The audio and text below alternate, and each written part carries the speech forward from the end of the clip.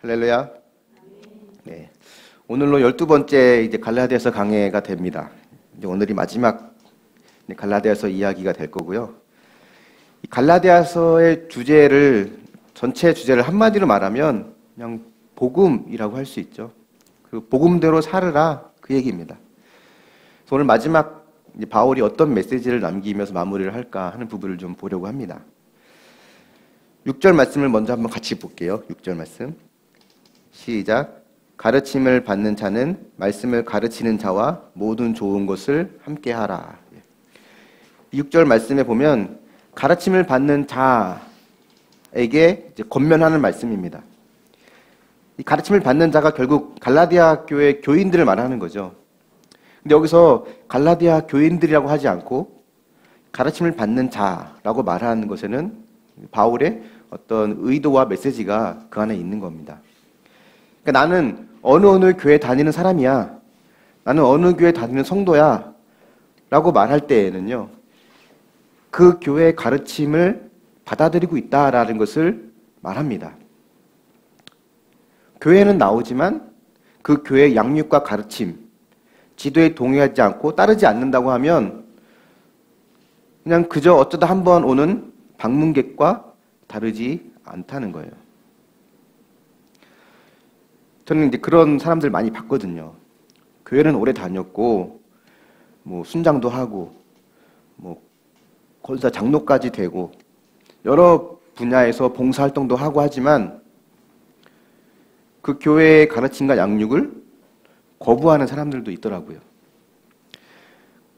근데 물론 뭐 그 사람이 등록 카드를 냈고, 뭐 세례를 받았고, 뭐 여러 가지 어떤 절차를 다 생략하고 나서도 엄밀한 의미로 따지면 그 교회의 가르침을 받지 않는 자는 교인이라고 하기가 쉽지 않습니다. 그냥 매주 오는 방문객과 다르지 않다는 거예요.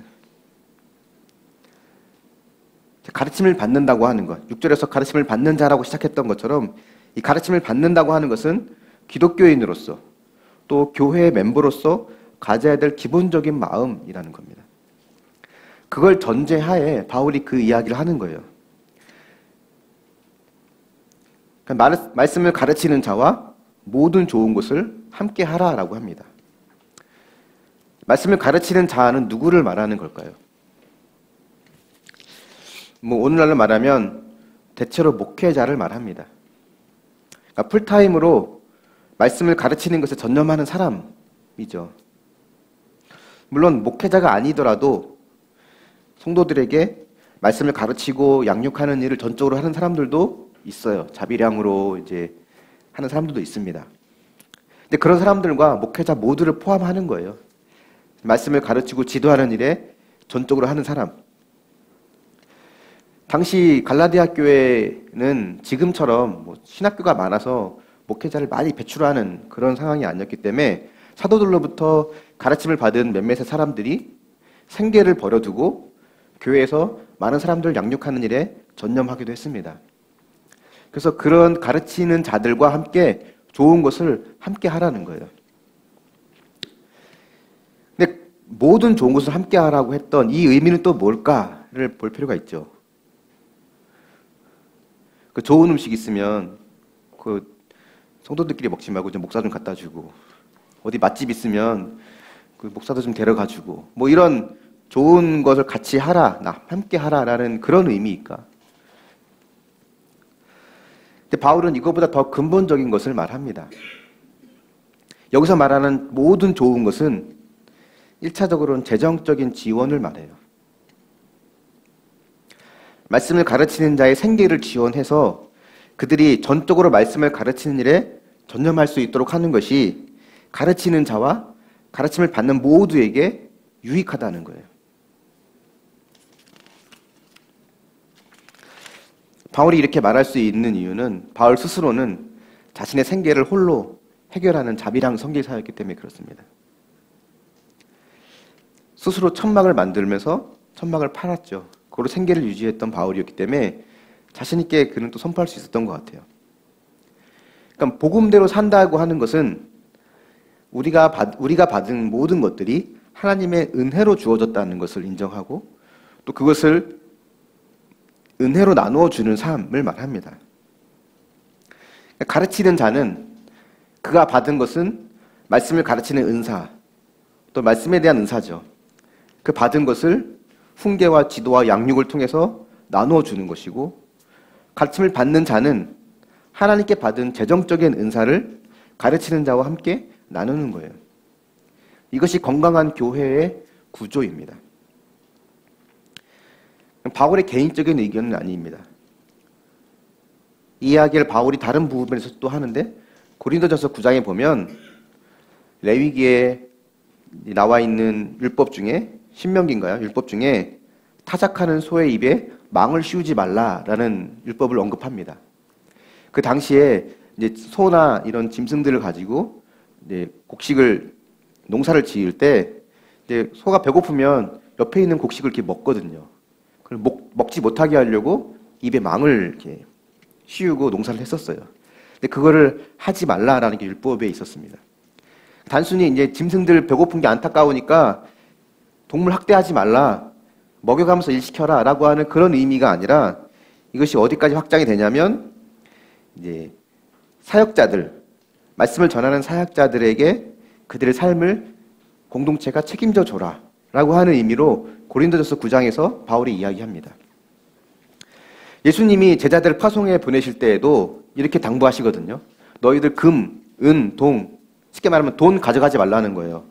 여벌 옷이나 신발, 지팡이, 그 어떤 것도 가져가지 말라, 그냥 가라라고 말합니다.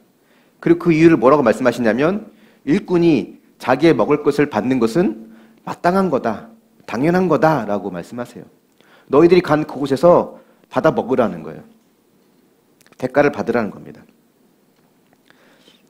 물론 가르치는 자가 지나치게 받는 것에만 관심을 갖고 가르치는 것을 게을리하는 것은 문제가 있죠. 또한 어떤 것도 문제냐면, 이 가르침을 받는 자들이 교회에 오늘날로 적용해보면 교회에 헌금을 하지 않고 소비자처럼 교회에 와서 당연하듯 혜택만 누리려고 하는 것도 건강하지 않다는 거예요. 성경이 말하는 헌금이라고 하는 것은 학원 수강료처럼 내가 값을 지불하고 거기에 해당하는 서비스를 받는 것, 그런 의미가 아닙니다. 서로 받은 하나님의 은사를 함께 나누는 풍성한 교제의 의미가 있는 거예요. 이런 관계가, 이런 공동체가 복음적인 교회고, 이것이 되어가는 모습이 복음적인 신앙의 모습 중에 하나라는 거예요. 근데 여기서 드는 의문이 뭐냐면, 복음적인 교회, 복음적인 신앙을 이야기할 때 다른 방면에서, 다른 각도에서 볼 수 있는 여러 가지 측면의 복음적인 모습을 제시할 수도 있는데, 왜 바울은 마지막에 헌금에 대해서 이야기했을까? 왜 모든 좋은 것을 함께 하라고 하는 이 모든 것에 있는 재정적인 헌신과 이 헌금을 왜 이야기했을까? 그걸 고민해 봤을 때 이 부분이 우리들에게 있어서 가장 약한 부분이지 않을까 라는 생각을 하게 됩니다. 이게 되면 다른 것도 된다고 보지 않았을까 싶어요. 복음에 반대되는 삶을 우리는 율법적인 삶이라고 이제 이야기를 하죠. 율법적인 삶이라고 하는 것은 내가 가진 자격과 노력에 의해서 구원을 받거나 위로와 위안을 받는 것이 결정된다라고 생각할 때 그것이 율법적인 삶이라고 했습니다. 특별히 헌금에 있어서, 재정적인 부분에 있어서는 우리가 이런 율법적인 마음으로 드릴 때가 많다는 거예요.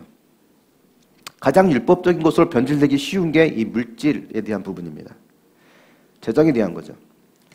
내가 이만큼 드렸으니 당연히 하나님은 나에게 이만큼 해주셔야 한다는 생각, 혹은 나는 저 사람보다는 더 많은 것을 드렸으니 저 사람보다 내가 더 많은 복을 누려야 한다는 생각. 그러니까 내 행위대로 내 가치가 결정되어지는 이런 생각을 하기 쉬운 부분이 바로 물질, 재정에 대한 부분인 것 같습니다. 7절에 바울이 이렇게 말합니다. 같이 한번 읽어보겠습니다. 7절 말씀 시작. 스스로 속이지 말라. 하나님은 업신여김을 받지 아니하시나니 사람이 무엇으로 심든지 그대로 거두리라. 스스로 속이지 말라. 자기 자신을 속이지 말라는 거고 속지 말라는 거예요. 그러니까 율법적인 삶은 결국 스스로를 속이는 삶이고 이것은 뭐와 같냐면 하나님을 업신여기는 것과 같다는 겁니다. 이 7절의 말씀이 갈라디아서 전체의 주제라고 해도 과언은 아니에요. 교회를 다닌다고, 예수를 믿는다고, 큐티 좀 한다고 다 복음적으로 산다고 말할 수 없습니다. 근데 많은 경우 또 우리들 대부분은 난 하나님을 믿으니까, 성경도 믿으니까, 예배에 빠지지 않으니까, 종교 행사, 교회 행사에는 다 참여하니까 나는 하나님을 잘 섬기고 있다고 착각할 수 있다는 거죠. 이게 스스로를 속이고 있는 겁니다. 하지만 우리는 여전히 내가 나의 구원자가 돼서 하나님을 조종하려는 마음을 내려놓지 못하고 나의 종교적인 열심과 내 노력으로 하나님을 감동시켜 또 사람들에게 감동시켜 응답을 받아내고 인정을 얻어내려 한다면 그것이 바로 스스로를 속이는 것이고 하나님을 업신여기고 있는 것임을 우리는 인정해야 됩니다. 또 7절에 보면 사람이 무엇으로 심든지 그대로 거두리라고 했거든요. 심은 대로 거둔다는 말이잖아요. 우리가 하나님께 심는 게 뭘 심는다는 뭘 심을까요? 우리가 하나님께 심는 거는 행위 자체를 심는 건 아닙니다. 행위는 우리가 심는 씨앗의 열매예요. 그 씨앗이 자라서 나타나는 열매입니다. 우리가 심어야 될 씨앗은 우리 마음속 동기를 심는 거거든요. 언제나 하나님은 선하시고 그분은 신뢰할 만하며 그분의 은혜와 사랑을 내가 마음에 담아 내 마음속에 나오는 기쁨과 감사가 동기가 돼야 되는 겁니다. 예수님이 하신 일을 생각하면 내 마음에 감사와 사랑이 싹트고 이것이 나의 순종의 동기가 되는 거죠. 그것이 하나님께 심는 겁니다. 8절에 보면 두 부류의 사람이 나오거든요.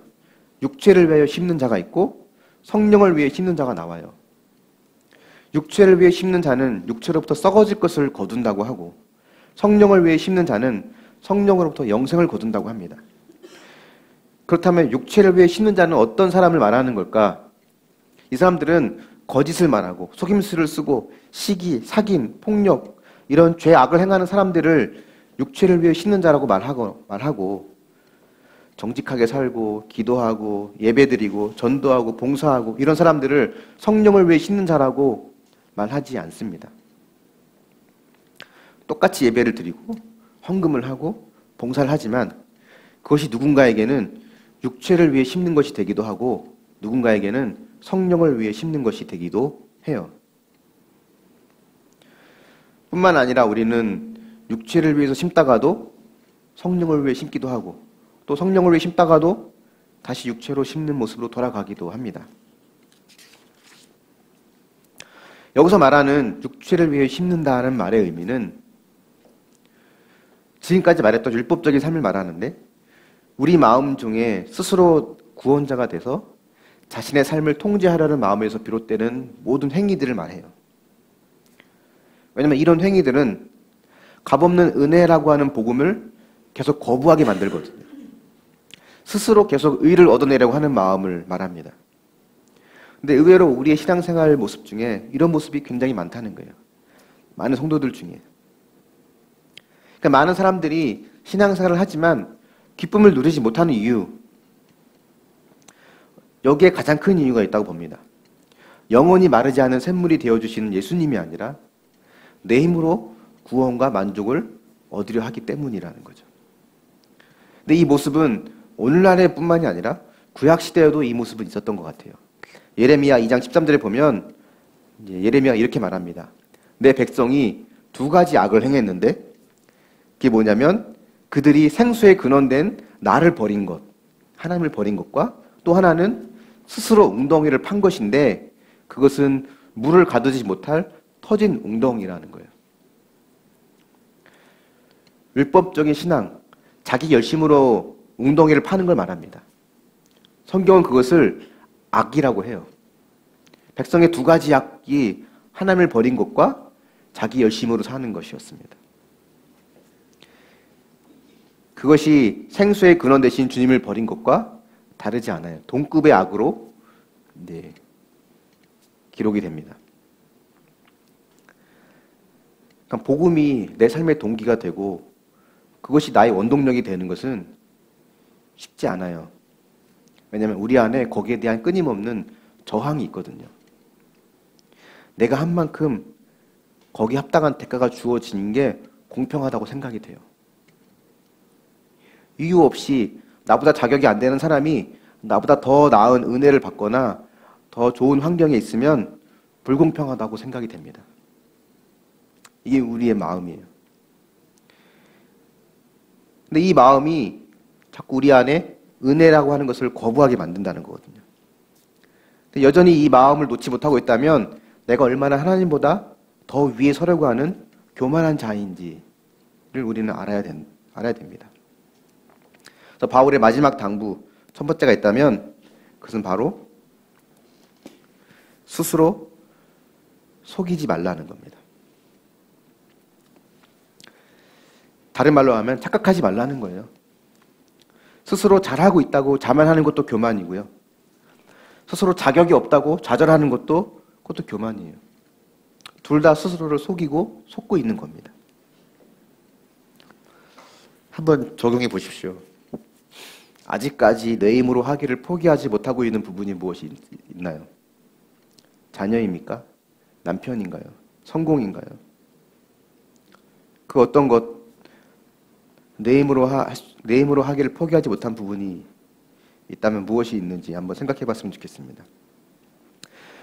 스스로 잘하고 있어서 자격이 충분하다고 생각하는지, 아니면 스스로 자격이 없어서 나는 스스로 좌절감을 느끼고 있지 않은지, 나는 어디에 속하고 이 둘 다 은혜를 거부하는 스스로를 속이고 있는 일이라는 것을 인정하는지 우리가 한번 스스로를 돌아봤으면 좋겠습니다.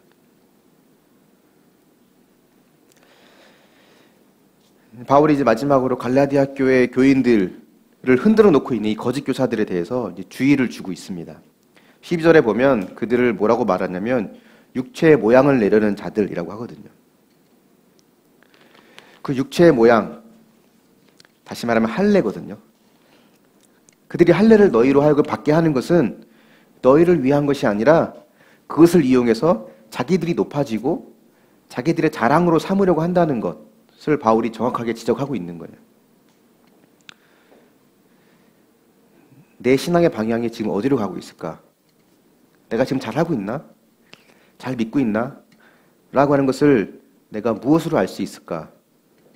보면 오늘 말씀을 근거로 봤을 때 내가 무엇을 자랑하려고 하는가를 보면 어느 정도는 알 수 있다고 봅니다.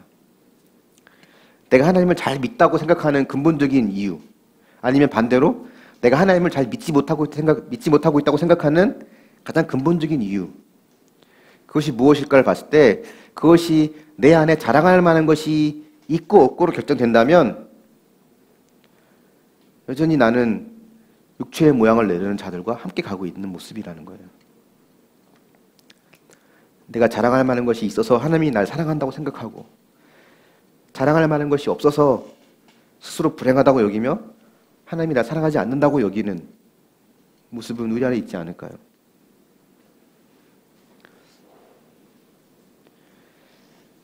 우리는 하나님 앞에 그 어떤 것도 자랑할 수 없습니다. 우리의 자랑거리는 오직 단 하나예요. 14절 말씀 같이 한번 읽어보겠습니다. 시작. 그러나 내게는 우리 주 예수 그리스도의 십자가 외에 결코 자랑할 것이 없으니 그리스도로 말미암아 세상이 나를 대하여 십자가에 못 박히고 내가 또한 세상을 대하여 그러하니라. 복음을 제대로 알면요, 십자가 외에는 자랑할 것이 없습니다. 왜냐하면 내가 누구인지, 내가 어떤 존재인지를 보여주는 근거, 그러니까 나의 존엄성, 나의 정체성, 나의 자존감을 이제 부여하는 그 무언가, 그것이 사실 나의 자랑거리거든요. 근데 그것이 예수님의 십자가 외에는 없다라는 것을 말하는 게 복음이잖아요. 하나님께서 나를 위해 천국의 자리를 예비해 주시고 값없이 그것을 내게 선물로 주셔요. 뼛속까지 죄인인 나를 깨끗한 의인이라고 봐주시고 이것을 위해 예수님이 피 흘려 죽어주셨습니다. 이걸 통해서 내가 하나님의 사랑받는 자녀가 되었어요. 근데 자꾸 우리는 이것을 내 공로로 돌리려고 한다는 거예요. 내가 어느 정도 자격이 있고 내가 어느 정도 자랑할 만한 게 있어야 하나님께 갈 수 있다고 생각합니다. 자랑한다는 말은 기쁨으로 여기고 그것을 굳게 신뢰한다는 말이거든요. 오직 예수 그리스도를 통해 내가 하나님의 자녀가 되었고 하나님 보시기에 기쁘고 사랑스러운 자녀가 존재가 되었다는 것을 확신하면 그 기쁨은 절대 사라지지 않습니다. 근데 나에게 근거를 두면 기쁨은 곧 사라지기 마련이에요. 그런 날 가끔 있거든요. 왠지 기도를 많이 한 것 같아요. 최근에 기도도 잘 되고 찬양을 띄고 예배를 드리면 때로 눈물 나며 은혜도 받아요. 큐티도 좀 더 잘 되는 것 같고 뭔가 내 믿음이 예전보다 더 잘하는 것 같습니다. 또 뜻하는 대로 기도하는 대로 잘 응답되어지고 잘 풀려갑니다. 그럴 때는 하나님 날 정말 사랑하시는 것 같고 나와 함께 하시는 것 같아요. 근데 이 기쁨의 동기가 여전히 나에게 있는 것이기에 이것은 어느 한순간 사라지기 매우 쉽습니다. 나의 가장 예민한 부분, 나의 가장 약한 부분을 누가 한순간에 건드리면 모든 은혜를 다 쏟아내고 갑자기 헐크로 변해요. 근데 그런 경우 많이 있거든요. 부흥에 가서, 수련회 가서 기껏 은혜 받고 왔는데 한순간 다 쏟아낼 때도 있고 어떤 은혜를 받아서 이제는 뭔가 되는 것 같았는데 조그만 말 한마디에 조그만 눈빛 하나에 헐크로 변하는 나를 보게 됩니다. 그러니까 복음은 내가 갖고 있는 것, 나에게 근거를 두는 그 어떤 것도 나를 지켜준다고 말하지 않아요.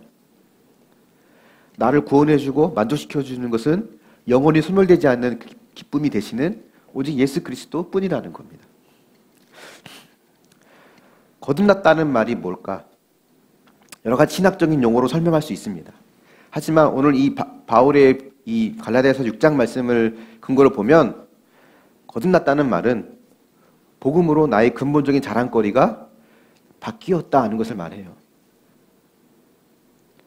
내 정체성의 근거가, 내 자존감의 근거가 학벌이었고 자녀였고 가족이었고 남편이었고 직장이었고 재산이었는데 또 그 다른 모든 것들이 나의 존재감, 나의 정체성의 근거였는데 이제는 그것이 예수 그리스도로 바뀐 것, 이것이 거듭났다는 말입니다. 그래서 이제는 내가 순종의 동기가 주님을 향한 사랑과 감사가 되었다는 것, 이 거듭났다는 의미예요. 근데 우리는 이 주님의 십자가를 근거로 하지 않고 끊임없이 내 환경과 내 공로를 자랑하고 싶은 마음으로 살아갑니다.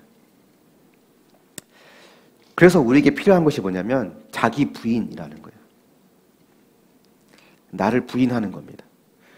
우리가 큐티할 때 자주 하는 말 중에 하나가 뭐냐면 큐티에 적용에 가장 쉬운 거는 하기 싫은 거 하는 것, 죽어도 하기 싫은 거 하는 것, 또 하고 싶은 거 하지 않는 게 적용이라고 했잖아요. 그러면 대부분 맞는다고 했어요. 왜냐면 우리는 죄인이라 내가 가는 방향이 늘 100%는 아니지만 늘 잘못된 방향으로 가기 쉽거든요. 그래서 그것을 부인하면, 자기를 부인하면 대부분 맞다고 했습니다. 근데 이것은 우리가 나를 부인하기까지 가기가 쉽지 않아요. 그래서 하나님은 철저하게 나를 부인할 수밖에 없는 환경을 우리에게 허락해 주십니다. 그런 환경이 아니었다면 우리는 기고만장해서 교만이 하늘을 찔렀을 거예요. 때론 나를 바닥까지 내려 던지시는 하나님이 원망스럽죠. 그런 환경으로 내몰아 가시는 것이 불만이기도 합니다. 근데 거꾸로 생각해 보면 그만큼 내가 교만하고 완고하다는 거예요. 스스로는 그 자리까지 내려갈 수 없으니까 하나님이 그런 환경으로 나를 인도해 가시는 겁니다. 그래서 나로 하여금 예수님의 십자가만 자랑할 수 있게 하는 것, 그분의 십자가만 바라볼 수 있게 하는 것, 이것이 하나님 나를 사랑하시기 때문에 주신 사건이고 환경이고 이것이 우리에게 주어진 은혜라는 거예요.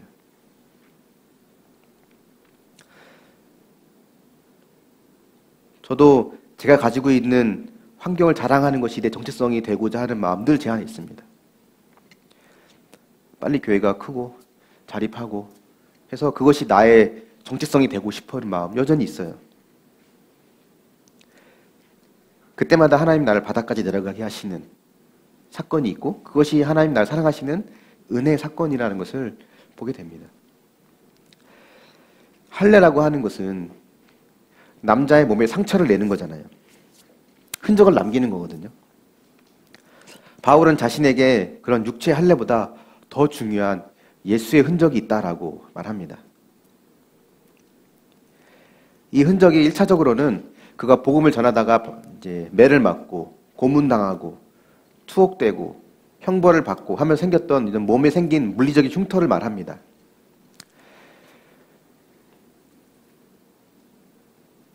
근데 이제 사람들이 좋아하는 자랑거리, 세상의 자랑거리를 쫓아가는 자들에게는요, 그런 흔적이 있을 리가 없어요. 근데 바울은 자기가 당한 이 고난과 연약함의 흔적, 몸에 새겨진 이 흔적이야말로 바울이 1장과 2장에서 계속 얘기했던 내가 참 사도야, 내가 정말 참 사도라고 말하는 그 사도의 자격에 가장 합당한 증거라고 하는 겁니다. 우리는요, 바울처럼 복음을 전하다가 매를 맞거나 투옥되거나 고문당하지 않았어요. 그래서 그런 흉터는 우리에게 없습니다. 그런 흔적은 없어요. 하지만 다른 종류의 흔적은 우리에게 있어요. 나를 낮추시기 위해서 나에게 주신 고난의 현장, 힘든 환경들, 여러 사건들, 끊어내야 끊어낼 수 없는 그런 악연 같은 사람들. 대부분 가족들이 그렇더라고요. 사건들 보면 아유, 왜 저 왼수 끊을 수도 없는 왼수.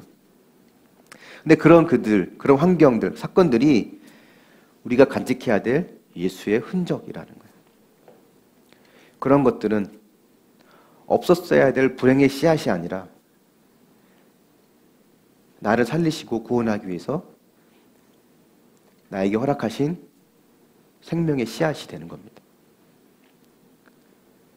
또한 우리가 신앙 때문에 믿는다는 거 하나 때문에 또 구원 때문에 손해보고 참아야 되고 희생당해야 되고 불이익을 감수해야 되고 이런 것들이 우리에게 있죠. 억울한 일도 겪게 되고. 근데 그런 것들이 없어야 될 불행의 씨앗이 아니라 내가 하나님의 자녀라고 하는 내 몸에 새겨진 예수의 흔적이라는 거예요. 그래서 바울이 고린도후서에 보면 11장 30절에 이렇게 말합니다. 내가 부득불 자랑할진대 내가 약한 것을 자랑하리라. 우리가 자랑해야 될 것은 오직 예수 그리스도 한 분뿐입니다.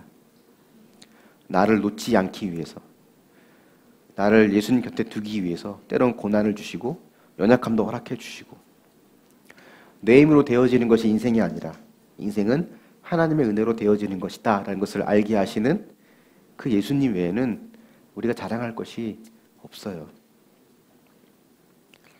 여러분이 겪고 있는 아픔과 시간을 통해서 내가 하나님을 더 보게 됐다면, 하나님을 더 의지하게 됐다면 그것이 그 사건이 나의 자랑거리가 되는 겁니다.